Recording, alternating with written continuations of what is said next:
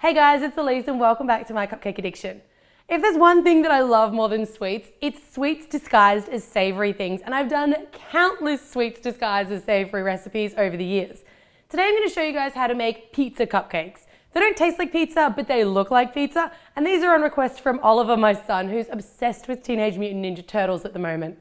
The things that you're going to need to make super simple pizza cupcakes: I've got plain vanilla cupcakes, and I actually baked those in kind of like a little red and white gingham checker cupcake case because I thought it resembled a little bit of an Italian diner tablecloth. I've got some of my perfectly pipeable buttercream frosting, and I've tinted some of that red for the sauce, and then I added just a little tiny sprinkle of cocoa to get like a really sort of a pale brown color for the outside crust. Some unmelted white candy melts or chocolate melts.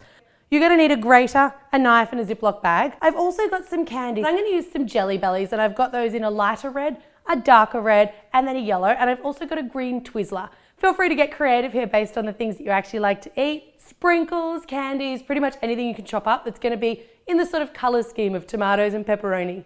The first thing that you want to do is you want to start getting your candy pieces ready. So I'm going to take my Twizzler and I'm just going to chop that up just to cut them really into 4 little pieces because I want these to be really tiny, tiny little pieces of greenery.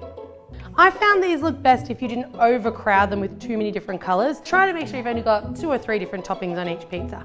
Once you've got all of your Twizzlers chopped up, I used cherry Jelly Bellies, and I'm just going to chop that up. By just using the little end pieces, what I get is almost like little half tomato looking things. So what you want to make sure that you're doing here is you want to make sure that you're getting different sizes and shapes so that everything doesn't just look like a little cube of color. It actually looks like the things that you'd find on a pizza.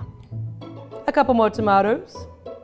And then I've got my darker colored red Jelly Bellies, and these are going to look like pepperoni. So instead of using the end pieces on these, I'm only going to use little center slices.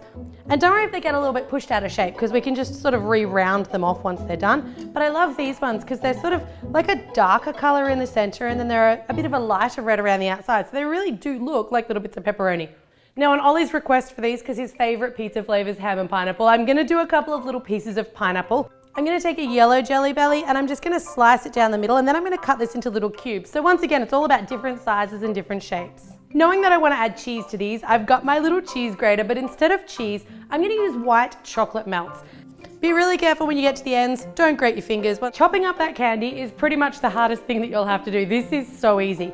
So I'm going to use the back of my knife and I'm just going to smear some of our red frosting onto the top of the cupcake, but you don't want to come out over the outside edges. If anything, you'd like a little bit of that white cupcake peeking out around the edges so it sort of blends in with the crust of our pizza. This is also your opportunity to flatten off the top a little bit because we want this to look like a flat pizza on top. So if your cupcake's really high in the dome, just use a serrated edge knife, cut the dome away a little bit, and then use the frosting to give it the illusion of having a lovely flat top. Now before I add any of my brown frosting, I want to add my cheese. I found the easiest way with the cheese was just to either sprinkle it straight on or use a spoon, because if you handle it too much, you break up the little pieces and it looks a little more like Parmesan than mozzarella. Not too much here, you want to be able to see that red through.